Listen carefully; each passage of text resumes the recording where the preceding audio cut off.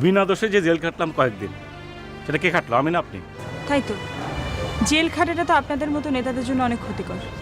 আপনাদের মতো রিপোর্টারদের কারণে একটা সাধারণ মানুষের কতখানি যে ক্ষতি হতে পারে সেটা তো আপনি বুঝবেন না। উনি বললেন শাহেদ সাহেবকে নাকি পুলিশ ধরে নিয়ে গেছে। তারপর? আরও অনেক কিছুই বললেন। ভদ্রলোক একসময় আবাহনীতে ফুটবল খেলতেন। ওনার সাথে কথা বলে আমার মনে হলো আমি সব কিছু না জেনে রিপোর্টটা করেছি। আমারও ধারণা তাই। আসলে সব কিছু না জেনে রিপোর্টটা করা বোধহয় ঠিক হয়নি। আমার খুব খারাপ লাগছে নাজিম ভাই। না না, আমার উচিত হয়নি আহসানের চাপাচাপিতে আসলে নিউজটা গিভিন করা। আজম সাহেব জানালেন একজন পুলিশ কর্মকর্তা নাকি বিশেষভাবে শাহেদ সাহেবের উপরে রেগে আছেন। নামটাও অবশ্য উনি বলেছেন। ঠিক আছে ঠিক আছে, তুমি বসো। আর পারলে আজম সাহেবের ফোন নাম্বারটা আমাকে দাও, আমি ওনার সঙ্গে কথা বলবো। উনি আবার আমার খুব ফেভারিট প্লেয়ার ছিলেন। দাও, আমি দেখি কি করা যায়।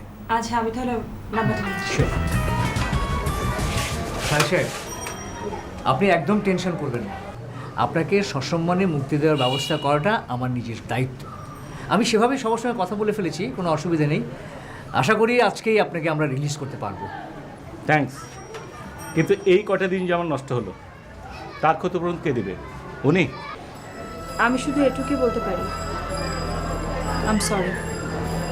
আর ক্ষতিপূরণের কথা বলছেন তো, কি হলে সেটা সম্ভব হবে আমাকে জানাবেন। আশায় তুই না জনগণের নেতা, এই কয়দিন জেলে থেকেই এই অবস্থা। আমি রিপোর্টিংয়ের জবটা ছেড়ে দিচ্ছি,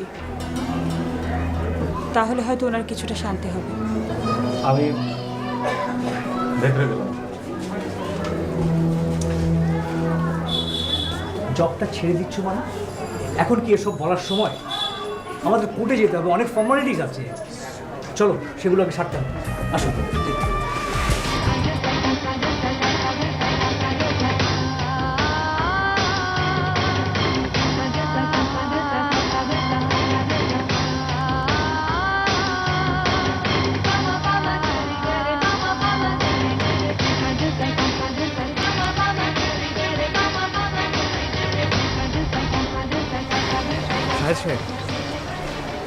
আমি আমার কথা রাখতে পেরে খুশি।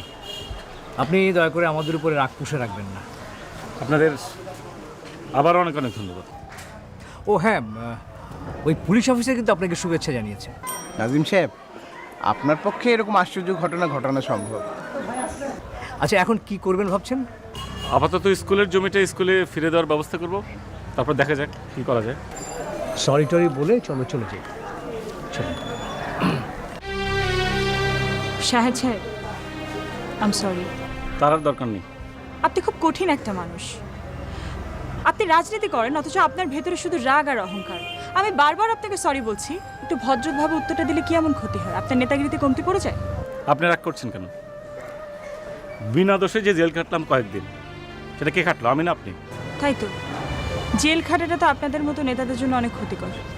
আপনাদের মতো রিপোর্টারদের কারণে একটা সাধারণ মানুষের কতখানি যে ক্ষতি হতে পারে সেটা তো আপনি বুঝবেন না। ভালোর পক্ষে আসার চেষ্টা করুন, একটা ভালো কাজ করে দেখুন, দেখবেন অনেক ভালো লাগবে।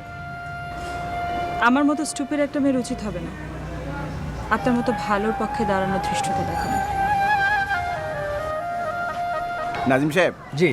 আপনি যদি একটু স্কুলের ব্যাপারটা একটু হেল্প করতেন, মানে একজন রিপোর্টার যদি পাঠাতেন যে আসল ঘটনা কি ঘটেছে সেটা রিপোর্ট করার জন্য। পাঠাবো, অবশ্যই পাঠাবো। শাকিলাকেই পাঠাবো, কারণ ভুল শোধরানোটা ওর কর্তব্যের মধ্যেই পড়ে। চল।